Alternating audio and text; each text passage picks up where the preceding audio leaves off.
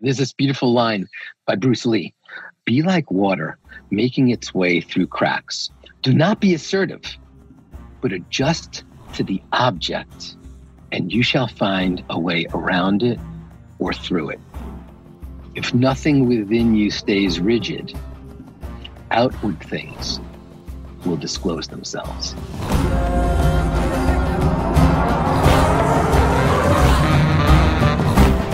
Welcome back to the Yogi Triathlete Podcast. We are Jess and BJ, and we're on a mission to create a better world. Thank you for joining us. Thank you for your support on Patreon. We are loving the yoga classes with you guys, breathing together, starting our weeks together, and ending our days with you. Thank you. Today, we're sharing the mic with Davidji, globally recognized mind-body health and wellness expert, mindful performance trainer, meditation teacher, and author who found his way to a life of spirituality via Wall Street. It was not too long after 9/11 that Davidji walked away from his career in finance and went on a meditation retreat with Deepak Chopra, which led to some time being spent in India, all the while in search of a teacher that he ended up finding in the most unsuspecting place. Davidji went on to study meditation and spirituality at the Chopra Center here in Carlsbad and became instrumental in the expansion of the center after being hired as acting COO shortly after arriving for his first visit. Community, as he describes it, is one of his sacred values, and service is what drives him, although that was not always the case. Davidji is a sacred teacher who has educated millions of people across the globe to open their hearts, realize their power, and live the life they dream. He has an extensive free library on his website, which he's been contributing to regularly for many years. And if you've ever come to our Wednesday run group, then perhaps you've seen David meditating with his Sweet Spot community on the beach. We're excited to have him here with us today, and I can't wait to dive in deep. Davidji, thank you so much, and welcome to the show. Thank you. What a special intro. It's so... Thank you. Thank you for that. Oh my gosh. It's so wonderful to have you here. You've been in first came into my awareness when we were living in Newport, Rhode Island, with our hearts set on Southern California, although very open to wherever, we were going to land. And a good friend of ours, a dear friend of ours, her best friend lives in Encinitas. I don't know what Abby's last name is. And she was like, "Oh, Davidji, like you gotta know Davidji. And so that was when I started to, come into your sphere. And then we used to do this Wednesday run group, and we would run on the beach, and we would see you with this beautiful community meditating in the morning. And you just kept getting closer and closer in the field. And so I really am. I know you're a busy guy, and a lot of people want your attention, and we're really grateful for the service that you're giving our community today. Well, thank you so much for your kind words. And thank you for inviting me to hang out with you today. We know that Carlsbad is the sweet spot of the universe. So whether you're, in the water, on the sand, or just walking along the streets, there's a certain energy here that's pretty special. And I'm sure it's the same energy that attracted you is the same thing that attracted me. People always ask us, how did you choose Carlsbad? Why Carlsbad? How did you find your place? What was your list of pros and cons? And it was, in the answer I always give them, it's like, it opened its arms and it welcomed us in. And we felt that window open. And we had the opportunity to say no, right? Like we always have the choice to say, well, it might be a little too expensive. Well, maybe it's a little too buttoned up. Well, it's this or that. But we were just guided by our hearts, and, the beautiful place where we live, everything's just been kind of handed to us, almost like this continued welcoming and thank you from this sweet spot. I don't know what it is, but the energy here is very, very powerful. And I'm sure you feel that too. Oh yeah. And that's been going on for a really long time. This is, a little south of Carlsbad, is where Paramahansa Yogananda wrote Autobiography of a Yogi. Maybe 25 minutes north of here is Deer Park, where Thich Nhat Hanh, for many, many years, would teach and had his one of his centers there. So there's something going on here, to whether the people here are here or not. There's something energetic that pulls you to this space. It does. I feel so blessed. So let's talk about your pull to this space out here in Carlsbad, because you were a corporate guy, high finance, Manhattan, working in the World Trade Center buildings. I think I would love for you to dive in and tell us the story of how you left that life and what that moment of turnaround was for you, and how you ended up here in Carlsbad. Yeah, I never heard of Carlsbad before I came out here, and I was in New York. I was born and raised in Queens. I'm a New York kind of person, and so I never thought for a second that I would leave all the magnificence, of the East Coast, whether that's the culture, whether that's the dining, whether that's the diversity. We can go on and on. Why the East Coast, and certainly why New York, is that special sacred place.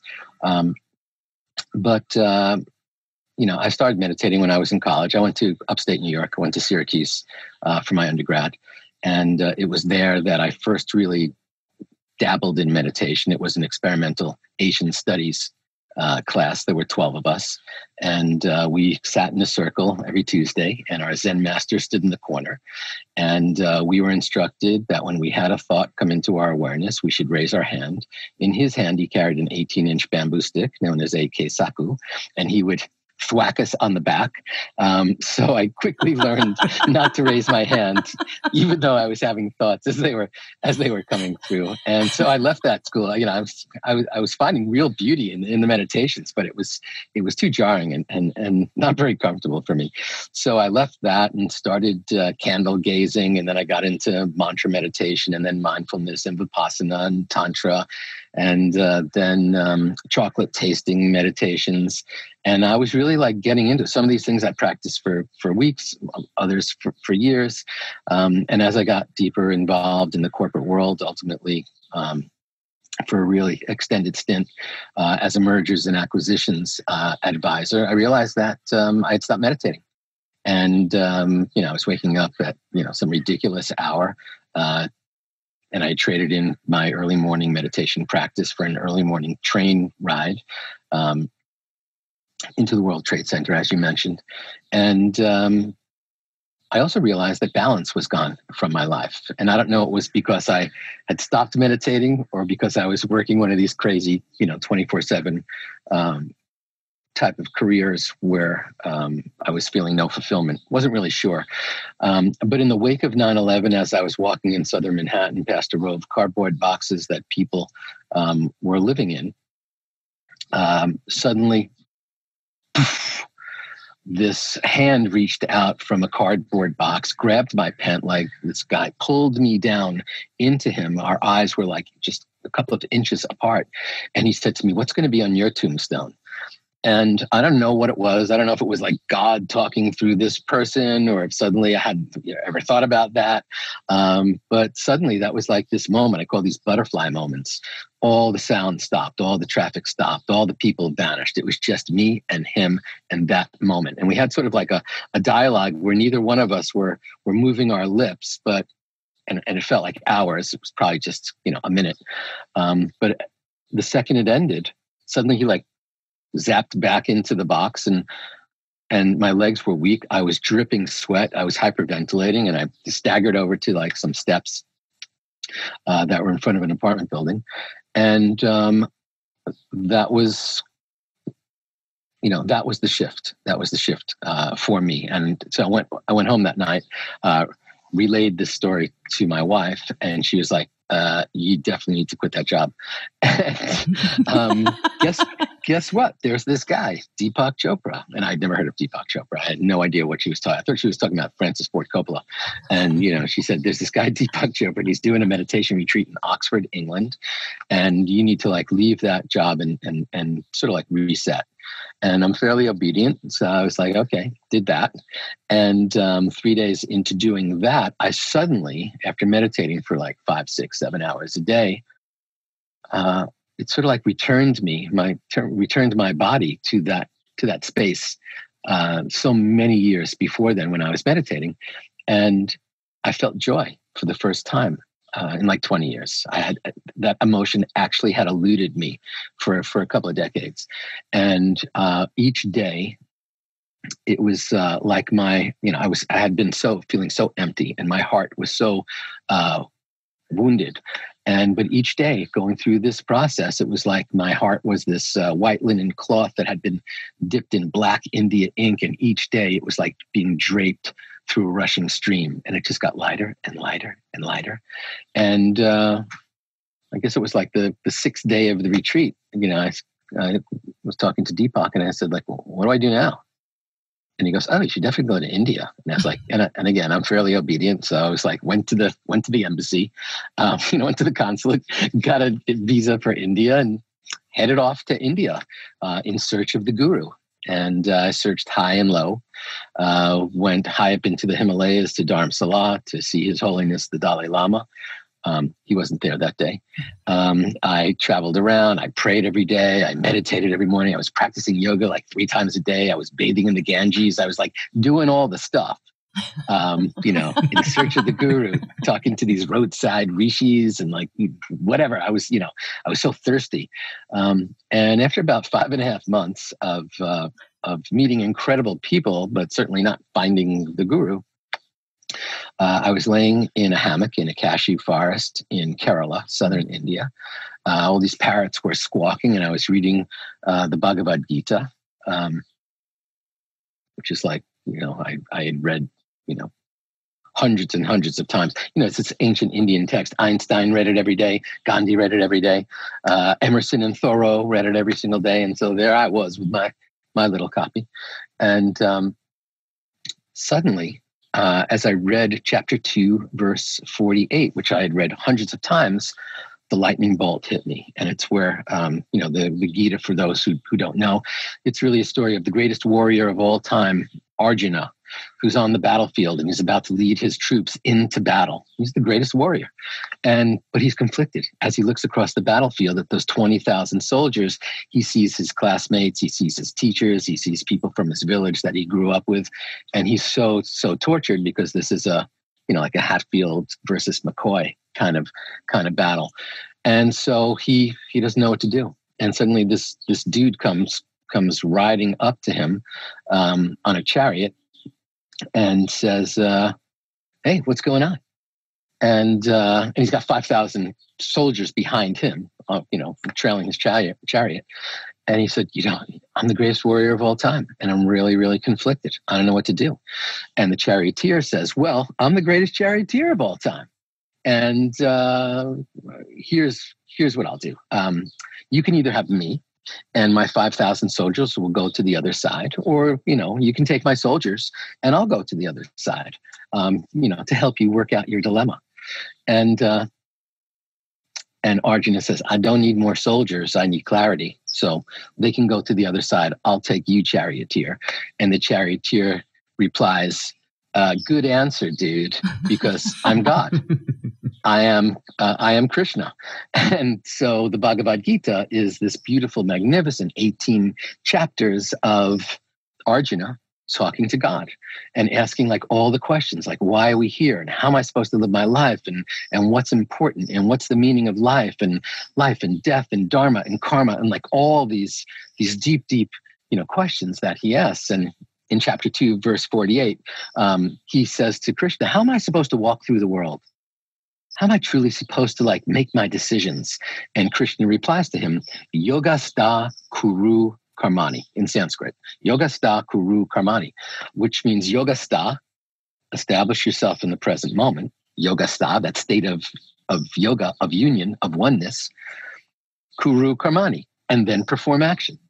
And for some reason, I'd read that hundreds of times. And suddenly in that moment, it was like, yes, this is how I'm supposed to live my life. I'm supposed to get really, really still and then be brilliant. And I leapt out of this hammock and raced back, to Mumbai airport. Actually, there's no such thing as racing back. I think I waited for like a day for a bus to come, and then and then traveled 2 days on that bus, and then waited in the airport 18 hours. Exactly. And then flew another 20. But that's racing when you're in India. And then I came back home, and several weeks later, a couple of my friends had sort of like an intervention with me, because they said, we're so happy that you've come back home after 6 months, but all you do is sit around and meditate. And I was like, I know, isn't that great? Isn't that amazing? And they were like, why don't you teach other people to meditate? Why don't you share this with other people? And I innocently replied, I'm from New York. I don't care about anyone else's meditation. And they were, well, if you really want to learn something, how about, learning to teach it? So, they encouraged me, like, your boy Deepak, he's in California. He's got a center out there. So, get on that teacher's path. So I went online, found out that the course that I had done with him in Oxford, England, was like a requirement for this teacher training. And then I went to another Ayurveda, mind-body, healing workshop, headed out there. And at that workshop, it was like a love connection. Deepak Chopra, David Simon, the co-founder, his partner of 20 years, and I just like fell in love. They were already in love, but I was suddenly part of that. And they invited me to, they said, like, what are you doing now? And I go, nothing. All I do is sit around and meditate, And they're like, well, you have these skills, right? I go, yeah. I'm a turnaround. I can turn around companies. I can really like help the Chopra Center. How come there's only 30 people at this event? There's supposed to be like 3,000. And they said, yeah, well, after 9/11, not a lot of people are traveling. I go, let me bring my expertise here. And then maybe you could share with me everything you know. And so I'm sure they rolled their eyes at that one, but they said, okay, let's do it. And so that began this really beautiful apprenticeship where for 10 years, as you mentioned, I was the COO, and then I was the lead educator. And then they appointed me the first dean of Chopra Center University. And for 10 years, we traveled the world.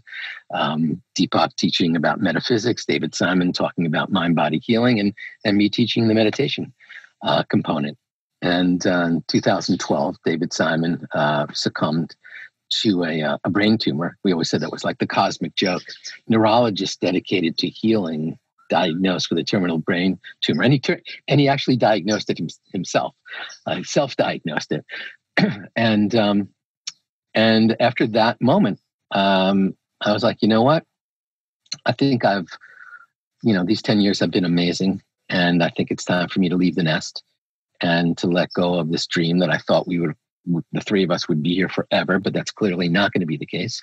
So let me get out there and teach in places that I otherwise, I'm not teaching. Let me go to other countries and hospitals and work in schools and teach members of the military and, people in the corporate world. Let me do like all this cooped out stuff. And so that's what I've been doing since 2012. And you mentioned that you have run by me with my groups. Since 2012, I've been holding workshops, on the sand, right there in Carlsbad. There's a house there that I call the Meditation Nest, but it's been the place where I've brought people to. Thousands have come there, over the years. And we do sunrise meditation. We get out there, we walk down those stairs onto the sand at 5 o'clock in the morning before the sun has even thought about coming up, listening to the waves in that darkness, looking at the stars, and then we meditate. And sort of like halfway through that meditation, the sun comes up, and that horizon is like pastel-y colors. And that's how we start, every day. And we end every day, with the sunset meditation. So it's sort of like one of the most beautiful things that I've been able to do. Obviously not doing that right now, doing that virtually for the past several months. But that's been my life. I love the way, I love that you just described the Bhagavad Gita, because this community hears a lot about the Gita. I read it pretty much every day, just one of those things where you just open. This morning I got up early and just opened it, read, it was actually chapter 2, self-realization, read a little bit of that, shut it down, and then sat with those words for meditation. And Yes, there it is right there behind you. And all the greats have read this. You know, I love that you said Emerson and Einstein. And, you know, we think about them as, oh, talented poets or amazing scientists. And really they were meditators. They were tapped into that guru within, which is what you found as well. Like, I love the story of like just looking everywhere, right? Like, okay, student is ready. Where the hell's the teacher? Like, come on, show up. Hello. Yeah. And you know, we're from New England. Both of us are from Massachusetts. So I can understand that kind of East Coast, little bit, persistence. Yeah. The persistence, but also just the very, you know, logical, kind of way to go about things. So there's so much. We kindly refer to that as being a control freak. Yeah. Oh my God. Totally. I mean, some people call it high achiever, but it's actually a control freak. Yeah, exactly. I can't tell you how many times throughout a day I've got the, let it go, Jess. Just let it go. Let it go. How do you want to live? Do you want to live right or do you want to live joyful? Right. You know, joyful. Let's talk about, you had mentioned the early morning hours that you'll take your group down to the beach. And it's a question we get a lot for people who are meditating or they're like, oh, I have to do it later in the day because of this or that. And can you speak about those early morning hours and why they're considered to be a sacred time to meditate? Oh my, I could talk for a couple of weeks on that. And especially for people who embrace fitness in some way, because I think this is really perfect, really important. And there's you know, there's some scientific evidence. You know, I that was really one of the benefits of growing up with Deepak and David as my two, you know, wingmen, you know, so to speak, my guardrails, as I really studied, you know, all this ancient wisdom. You know, they're both MDs. David Simon, a neurologist, Deepak Chopra, an endocrinologist. They always, and they've been doing this for a really long time, but they always relied heavily on the science behind, because they knew that, you know, so for like, you know, 50 years ago, people were like rolling their eyes at meditation. It's cooped out, you know, fake thing, new age, dolphin, mermaid, rainbow, you know. Couple unicorns. Right, exactly. Who knows what that was. But really in the last 10 years, there's been so much scientific study and so much really magnificent research from the University of San Francisco to University of California, Berkeley, to University of Massachusetts, Mass General, Harvard Medical Center, University of Wisconsin in Madison. Like, so much research has been done. And so let me just share with you a study, not from any of those places, but it's in a great book by Michelle Gielan. It's called Broadcasting Happiness.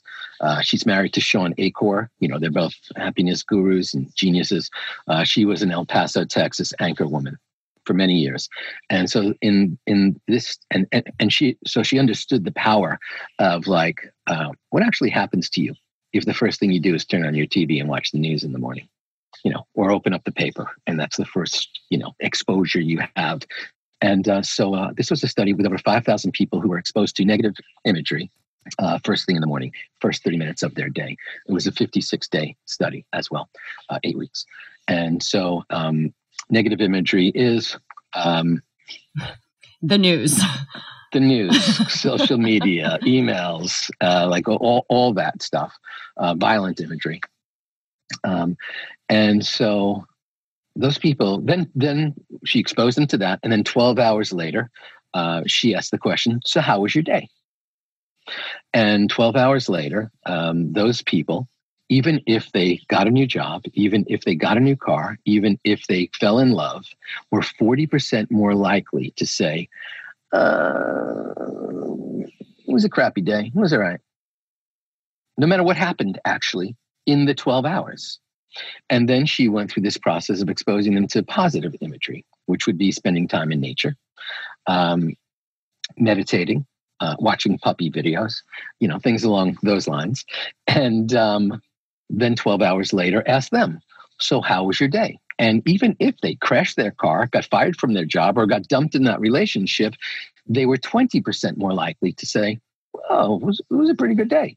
So you may say, oh, 20%, what does that matter? But the difference between 40%, assessing your day as like, crappy, 40%, and 20%, that's a 60% shift, which means it's almost like 2/3 of the time you're going to be more likely to assess your day based on what happens in those first 30 minutes, not actually what happens in the day, which is mind-blowing if you think about that, because we do amazing stuff during the course of the day.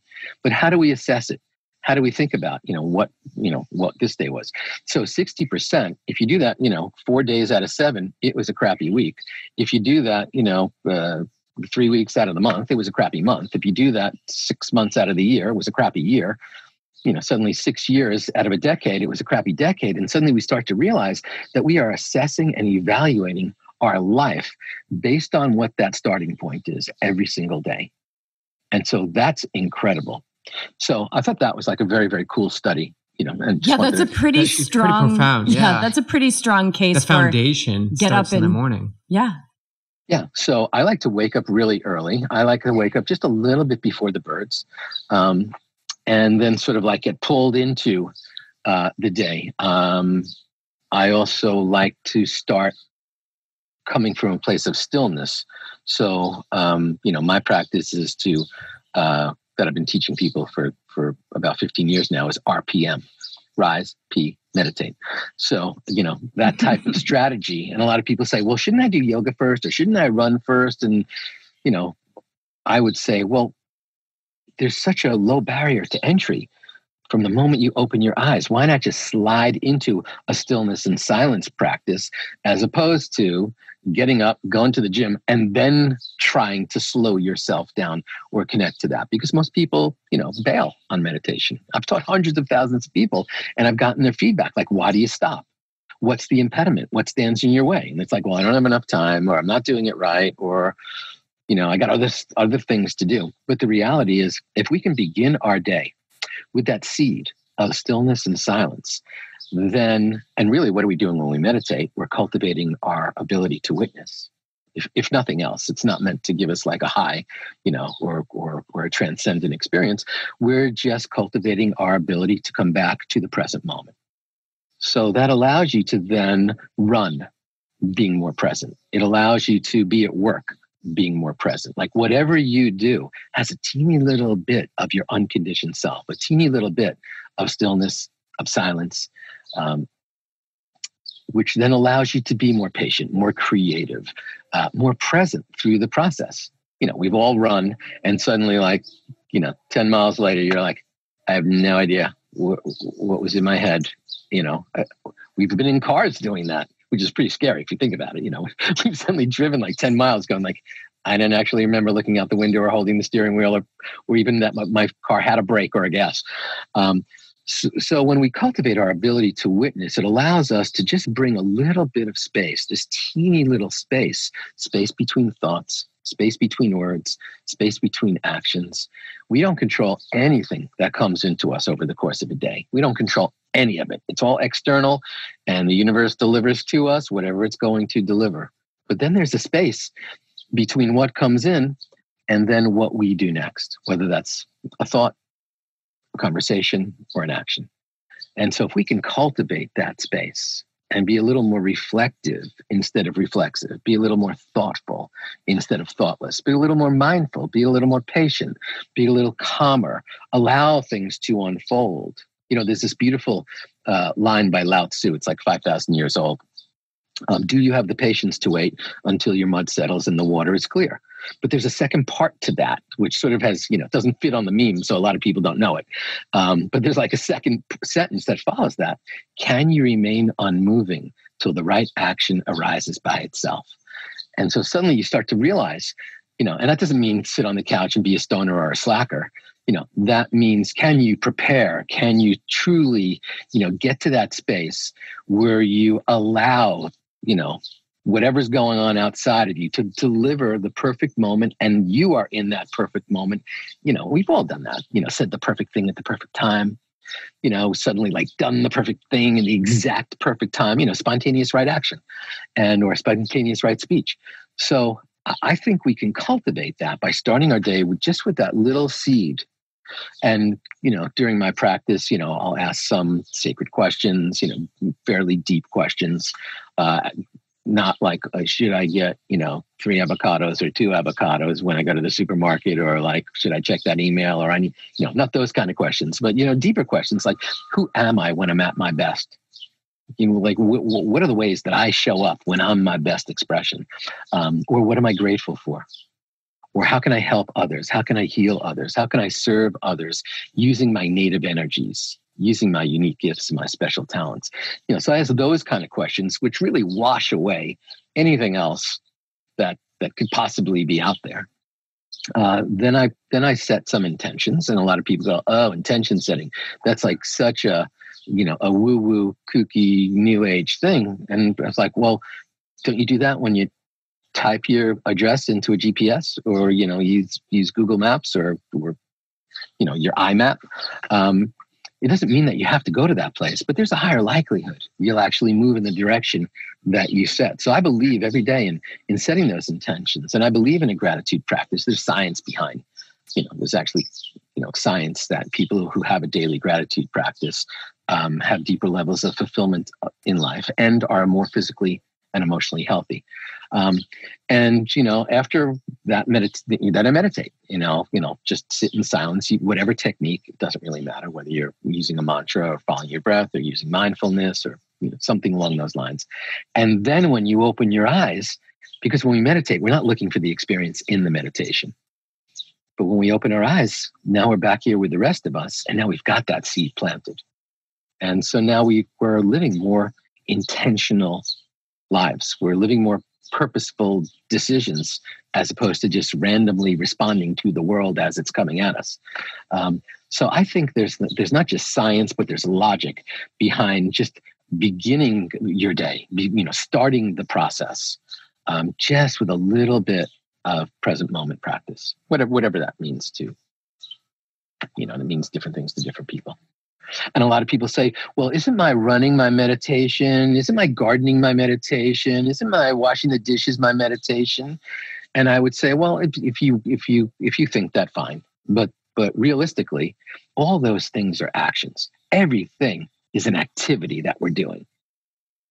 And there's only one stillness. So all those other things, yes, it can be a very meditative yoga practice. It can be a very meditative run or bike. But the reality is there's only one stillness. So imagine if whatever you were doing activity-wise was infused with that stillness flowing through every aspect of it. You touched upon, I love that so much, especially for athletes. And you talked about the allowing, right? Just let's allow, and as control freaks, we want to control. There's a fine line that we receive feedback on where the athletes will say, should I just not, well, why should I even just go out and run then? I mean, it's not coming to me. Like, I'm not feeling compelled to go out. So should I just not even try? And we get this argument a lot. Like, should I not try? You're saying to allow. Where is that balance in an athlete still doing the work for the sake of, like, doing the work for the sake of the work, not so much committed to that outcome? How can they find that massaging that relationship? Oh my God. Well, you've just mentioned it. So let me read to you chapter 2, verse 47 of this particular translation of the Gita, which is translated by Bhaktivedanta Swami Prabhupada, of course. So check this out. This is one of the most beautiful lines that I've heard. I haven't, and I've read over 100 different translations, but this translation, this particular chapter and verse, you have a right to perform your prescribed duty, but you are not entitled to the fruits of action. Never consider yourself the cause of the results of your activities, and never be attached to not doing your duty. Now, I always translated that as we have total control over our own actions, but no control over the fruit of our actions, yet we're all living in the fruit. And so right here, it says, I just love that one line. Never consider yourself the cause of the results of your activities. Just like, that's intense. But aren't I responsible for everything? Aren't I the one who made it all happen? And it's like, actually, no. Just like you could be the greatest kisser in the world, the most masterful kisser on the planet. And you know that most of the time you lay that kiss on and people swoon on the other end of that, okay? They crush that. But the reality is you're not really controlling that. You could lay that same amazing kiss, do your special thing, and the person's like checking their watch or yawning or not in the mood or has got other stuff on their mind. And so you could say, but wait, I'm the greatest kisser of all time. How come you're not swooning? Well, because we don't control the fruit of the action. So our goal is to just keep cultivating and honing the thing that we are doing and let the fruits unfold. Yes, we can have goals, of course. Yes, we can even look at those goals. But, it's classic running stuff. If my vision is always out there, I will trip over the curb. If I'm not looking where my feet are coming down and picking up from, I'm gonna bump into stuff. And so awareness is truly the full awareness, not our eye on the future. I believe our attention needs to be in the present moment and our intention can be in the future. Beautiful. And that allows us to live presently, having goals and agendas, but being detached from the outcome. Yeah. And we're seeing that, we're seeing a lot of, just downright suffering right now with races being canceled, right? Athletes we're very goal driven, right? We're very goal driven. And, so these races are being canceled and they're really overwhelmed by the emotion that they had and the disappointment. And I mean, I've heard words that, I've worked with some folks who are feeling really depressed. Yeah. And do you have any words for them? Because they're in that thick density. It feels heavy. It feels, well, why even do anything if I've got nothing to do it for? Yeah. Well, again, it goes back to that control freak, high achiever kind of thing. So we need to have desires. Desires are important. Desires keep us moving forward. Desires keep us moving towards the fulfillment of what we long for. But it's our attachment to the desire that creates the suffering. Desires don't create suffering. Desires are beautiful. But our attachment to that desire, because suddenly now, we're not even thinking about the run. We're thinking about the finish line. We're thinking about the medal. We're thinking about that feeling. So it's like, why do you run? It's classic Forrest Gump, the great sage, philosophy, where it's like running because I just feel like running, and then the same day, like, I think I'll stop running. So I think we always have to come back to the why of like anything. So if you were only running because you wanted to win something, then truly, your love for the thing was, distinctly ego driven. And that takes us into a potential pain spiral. We start living our lives. It's called object referral. Things outside of me make me happy. So if I'm like a big fan of the LA Lakers and they win, I'm happy. If they lose, I'm sad. And I have no control over whether they win or lose or who's playing or what's even going on. But I'm basing my whole happiness in life based on this other thing, this external thing. So we need to cultivate our ability for self-referral, which means our true deep fulfillment comes from within. Not so easy, but go, if someone's only performing something for the high five at the end, well, they've sort of like missed the poetry of it. They've missed the magnificence, of that thing. And that's why, that's why different people choose different types of activities. It's the thing. Why do some people go, no, I love to ride. I don't really like running that much, but you put me on a bike and I can just keep going. It's not because of a finish line. Somehow they love the way their body feels. They love the movement of it. They love the speed. They love, the whole thing. But if we're only going to like do the thing because of some celebration at the end, we've hitched our star to something that's out of our control. Not that we should, be happy to be in the middle of any race and then it gets canceled at the halfway point, because then it's like, But, certainly it's understandable. A lot of people have had their happiness and their fulfillment tied up to completing. And it's really in the doing. So probably the people who are more process oriented are better lovers, in that process. And everybody who's looking for the completion part probably is leaving someone in the dust there. So we would say, that this can be cultivated. This can be like, well, maybe you don't really like running. Maybe you only like winning. So find another thing where you maybe you get a t-shirt that says, I win all my races.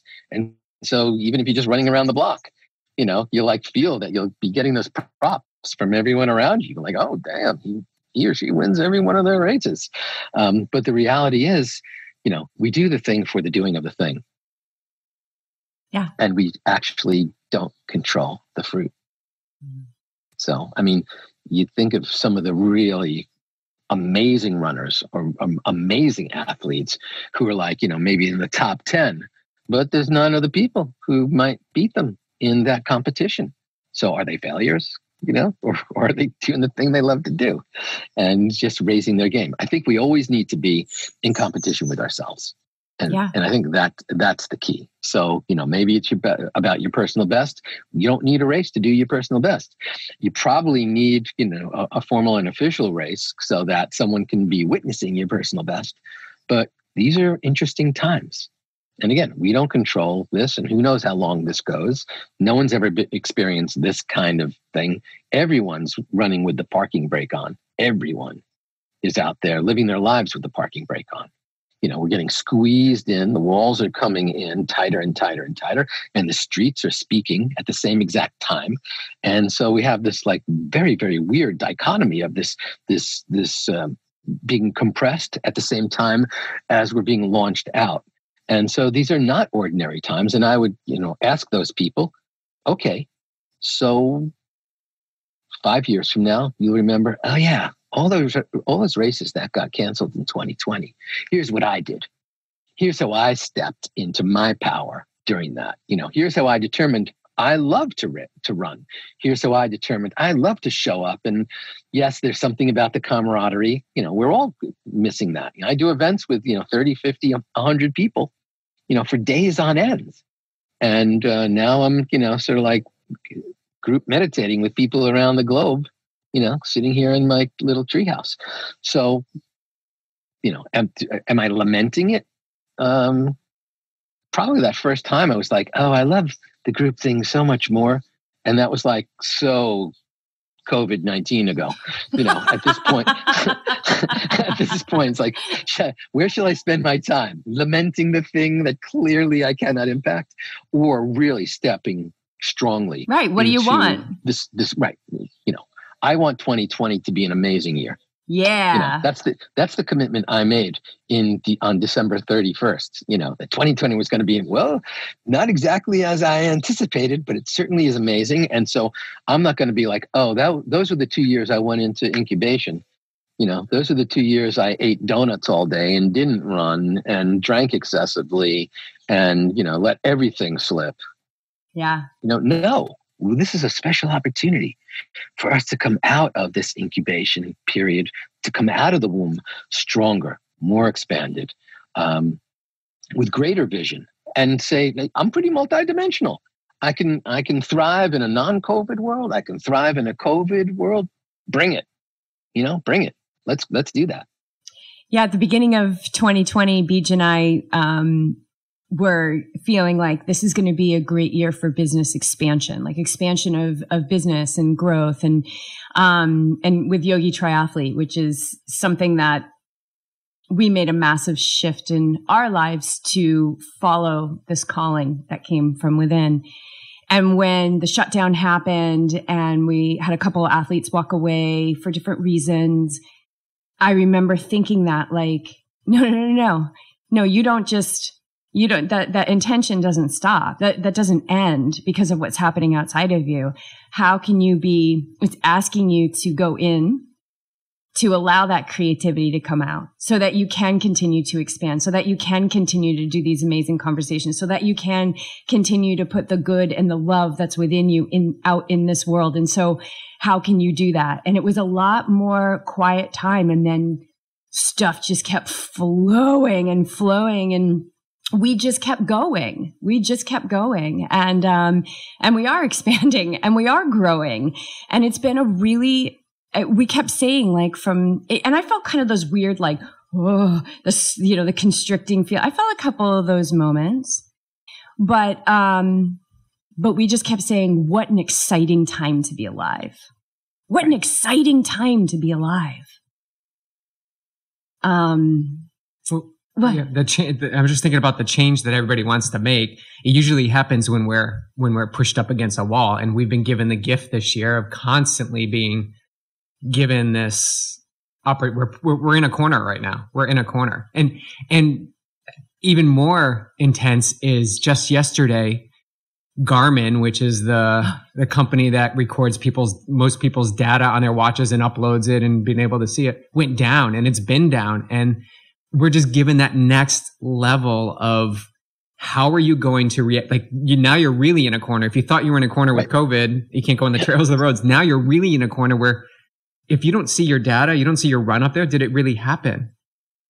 So we're constantly, this process this year has been constantly intensifying, you could say. But externally, like we just talked about, externally it's intensifying. But how are you reacting as each thing unfolds? How are you embracing each challenge as the opportunity that's pushing you into a corner to react? Like, this is when most people change, right? Loss, death, losing a job, whatever it is, they're pushed into a corner and they need to change.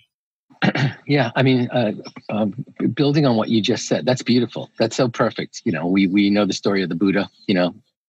At a certain point in Siddhartha's life, he said, I'm gonna sit under this peepal tree, this fig tree, in the town of Gaya. He sat under that tree for 49 days, and during those 49 days, the devil, Mara, tempted him and laughed at him and mocked him and did all this stuff, and the Buddha was just kept meditating, just kept meditating. And supposedly, story goes, this is 2,600 years ago, suddenly, on the 49th day, Siddhartha attained enlightenment. And then that's why he was named the Buddha, which means the awakened one. And so the devil, Mara, was like, yeah, big deal. So you attained enlightenment. There's no one here to even confirm it. There's no one here to validate it. All right. So it's just a joke. It's pathetic. It's an absolute fake experience. And the Buddha looked around and said, actually, the earth is my witness. And so if you ever seen, and so his hands, were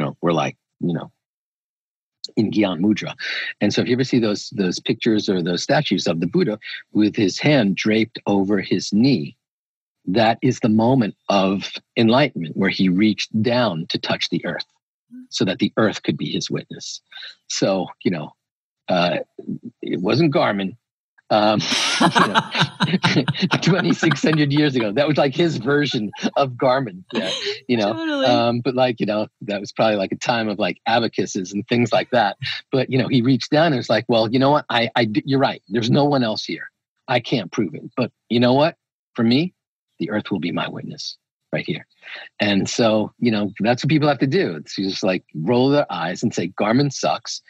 Short the stock if you have to, or something along those lines, and realize that that's all you got. That's first you don't let me run, and then when I do, you don't let me record it. Okay, I can still run. You can't stop me from doing that. So we just have to keep. There's this beautiful line by Bruce Lee. Bruce Lee. He's been quoted a lot talking about water, but there's this beautiful line, be like water making its way through cracks. Do not be assertive, but adjust to the object, and you shall find a way around it or through it. If nothing within you stays rigid, outward things will disclose themselves. So suddenly it's like, you know what? This thing is, the rigidity isn't Garmin or the feed or the Wi-Fi or the lockdown or like any of that stuff. It's the internal rigidity. It's the limiting belief inside. It's the constriction inside. And so these are like magnificent growth moments. It's like, no one ever at the end of the day sits down and goes, what did I learn about myself today? What did I learn about life today? No one's doing that ever. Maybe one person did it yesterday. But so since we don't have that, that's why I recommend the second meditation of the day. I call them the bookends of the day. The first one sets the table. The second one sort of like washes the dishes. There's a whole bunch of stuff that we've probably absorbed over the course of the day that we've held on to, that we've taken personally, that we've gotten pissed off about. All this stuff we've like built up, and then usually we like take it back into our homes for dinner. It's like, you wouldn't believe what happened to me at 7:00 this morning. 12 hours ago, someone cut me off. It's like, who needed to hear that? And really, you've been holding on to that for 12 hours? That's what you took away from the day? But if we can just have just a mini practice in the afternoon, somewhere between like 2 and 6, that's sort of like our processing, our letting go. I even sometimes do just, as you breathe in, silently repeat let. And as you breathe out, silently repeat go. And just like do that for 5 minutes, because there's stuff that you took personally. There's stuff that pissed you off that you're like, I will not let Garmin go. Guess what? Garmin doesn't know you're pissed off. And if they do, they don't know it's you. And if they, and whatever, they're doing their thing. They're not happy that they're shut down. But like you suddenly start to think about all these grudges and grievances that we're holding against entities who don't even know we're holding the grudge or the grievance. So like, who's suffering? It's not Garmin, because people aren't going to be like, fine, I'm going to unsubscribe from that. No, they're not. They're going to be so grateful when it comes back, and then, they're going to get the next Garmin, watch, right. Then they're going to upgrade it and they're going to give them more money. But it's a drug, right? Like if your drug dealer is dry, you just wait for the next supply and then you're like, yeah, I'll take double. Right, exactly. So and every once in a while, you bump into like a new drug dealer who's got like something else. But the reality is, within our worlds, someone said to me, "Why don't you like lose all that Apple stuff?" And I'm like, "Apple? I have an iPhone. I've got a MacBook Pro. I send them, $10 a month for storage. I've got AirPods. I can't ever leave Apple." I'm so like embedded and hooked into that. And so suddenly, we've made these relationships with these other companies. And, so when they suck, we have to go like, well, I love so much about them. They're allowed to suck in some other areas as well. Let me not harp on their sucking. Let me, look at the whole thing. That's how we should view all our relationships, the pros and the cons of all aspects of it. Right. Are we in the problem or are we in the solution? Right. Right. Because those two things they're born at the same time. They're contrasting energies. So you can't be in both of them at the same time. And I found that being in the solution mode is, it allows for so much more flow in life, but it also requires you to stand up to that ego voice, right? And just like Siddhartha, as he was sitting there and the devil was tempting him, and saying like, oh, okay, well, you got it, but guess what? Nobody can see it. He stayed in that solution mode and he said, well, you know what? It doesn't matter because the earth is my witness, right? So when I get into that, if I get into that neural looping, I had a really minute little thing yesterday that my mind wanted to catastrophize about. And so I was like, okay, I just let it, I was like, catastrophize. I want to see what you come up with. And it left me laughing, because it was so insane. And so one of my little go-to mantras when I get into that looping is just like, hey, I can do this all day long. I can watch you all day long because I've created that gap. And I think, and you say at the end of your guided meditations, which by the way, thank you. I've been doing your guided meditations at night for my second meditation. Nice. I highly encourage everybody to get over. You have, I mean, when you say you have a free library, you have like a Ivy League school. I mean, no, I feel like you should be paying a lot more than $10 for your storage. Like there's a lot of content up there. And yeah, so doing that second meditation is so big to what I like to say is like you start to create your marinade for sleep. You know, so last night, my marinade for sleep was a meditation that I did with you on healing the world. And at the end of your meditations, you always say, I'll see you in the gap. And right. what does that mean? I love that. Well, really, you know, the gap, I think that's a term that was actually started by the Maharishi Mahesh yogi, you know, meaning that like when you attain this certain Zen state during meditation, and they always, you know, but again, the high achievers go like, well, I didn't get into the gap, or like, oh, I'm getting into the come on gap. So, you know, even that has been like, you know, trounced by control freaks. But you know, there's a space that we all experience in our meditation. As long as we show up, you know, consistently for it. It's always about consistency, not duration.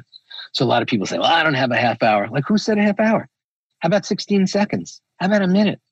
How about give yourself that gift of just a little stillness and silence? We know scientifically that your brain works better if you give yourself like some kind of break every 45 minutes even. So that gap is that space where maybe it's a flicker. In Sanskrit, they call this Atma Darshan, glimpsing the soul. Maybe it's just a flicker where you're like, oh, did I just fall asleep? That meditation, you know, felt like a second. It was actually 10 minutes or, you know, whatever. So it's that space, you know, it's the space between thoughts, the space between, you know, think about like even music. There has to be a space between the notes. Because if there's not, it's just, but music is created by there being a space. So there's, you know, you're not your body. You have a body. That's why you need to like really take care of it. You're not your mind. You have a mind, you know, like, so we have to like realize like, so what are we deeper beneath all this flesh casing that we're sealed in for the span of a lifetime? You know, we are that gap. We are that space. So we are the space between breath, the space between thought, the space between words and actions. And that's what we are really cultivating and expanding, our ability to connect to that space of who we are and sort of like let go of the garments and the winnings and you know, and this doesn't mean, oh, are you telling me I shouldn't care about material things in life? Like, no, abundance is amazing. Fill your life with all these material gadgets and whatever. Stuff is great. I'm a hoarder. So, you know, I have deeper issues than that. But, you know, again, we go back to like, well, are you going to live a self-referred life? Or are you going to live an object-referred life? And the more joy and pleasure and expansion and fun and satisfaction you can get internally. Like, so if anyone's ever said to you, people say this to me occasionally, like I'll say something, I'll mumble something and then start laughing hysterically and no one's even heard what I've said, but they just see me laughing and they say, you really enjoy hanging out with yourself. You love like entertaining yourself, you know? And I'm like, yeah, it's so funny. This thought I had and giggling over it, you know? So if we can cultivate our ability to live more from our own source, as opposed to finding the satisfaction, because, you know, we've all like saved up for something, then we've gotten the thing, and then we like loving it, and then suddenly it gets a nick or a dent or a bump, or it stops working, or it's whatever, and then 10 years later, we're like, we got the new thing already. We were so attached to that thing. So again, it comes back to like attachment. We should have all this joy and all this fun and all this abundance. It's just when we start to cling to it a little too tightly, that's where the pain, comes in. And I'm sure as a meditator, you get that. This happens naturally. You don't have to even be like studying or exploring other philosophies. You just have to be connecting to that space. And suddenly it's like, I love connecting to that space. I know that space, I meditated, I don't know, 4 hours ago, but it's here. It's part of this. I can feel the space, so that is the gap. We're sort of like hanging out in the gap here, having a conversation. I love it. That's awesome.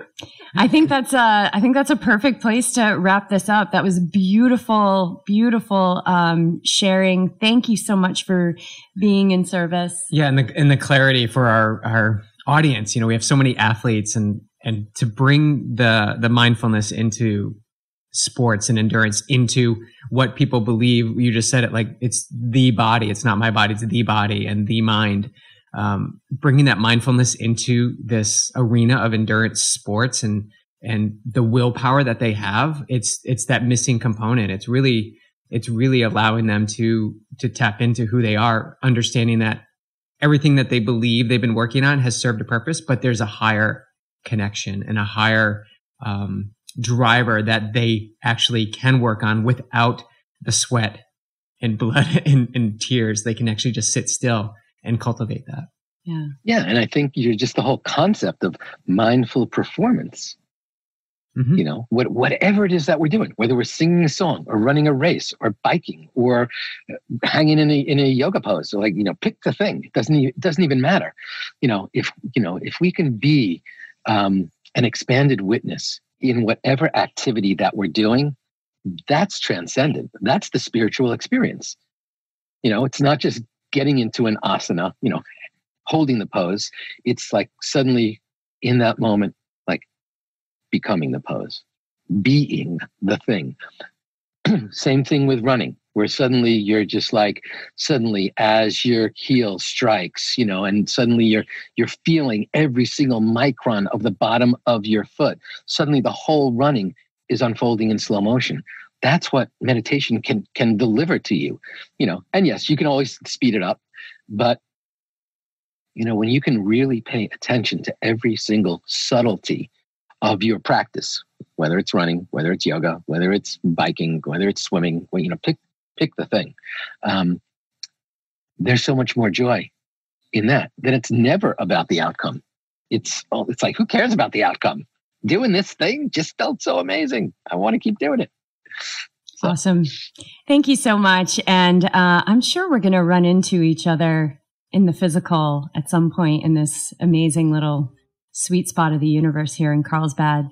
We are incredibly grateful for your time this morning, Davidji. Thank you. And we're going to put links to all your goings on in the show notes, and people can connect with you no matter where they live, no matter what time zone they're in. And I highly encourage everyone to check out your library of meditations. I love just how you're, you can talk about the universe and unconditional love and welcoming in the flow and all of that, but you also, you've never lost that kind of, East Coast, like, let's just get down to business, make this thing logical and keep our feet on the ground. And I really appreciate that. And I think our community will as well.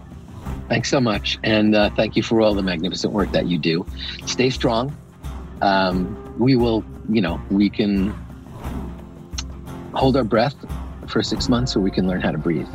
So, that's a choice. What shall we choose?